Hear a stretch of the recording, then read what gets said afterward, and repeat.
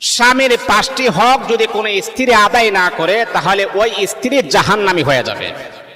মনে রাখতে হবে, মা বোনদেরকে আমি বলবো, স্বামীর সংসার করলেই হবে না, তার কিছু হক রয়েছে, তার কিছু পাওনা রয়েছে আপনার কাছে।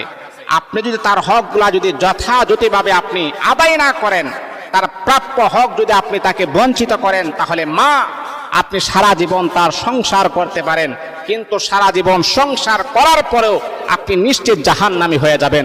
নাউযুবিল্লাহি মিন যালিক। অনেক মা বোনেরা স্বামীর হক সম্পর্কে আমরা অনেক গাফিল হয়ে আছি, অনেক উদাসীন হয়ে আছি, অনেক মাতাল হয়ে আমরা আছি।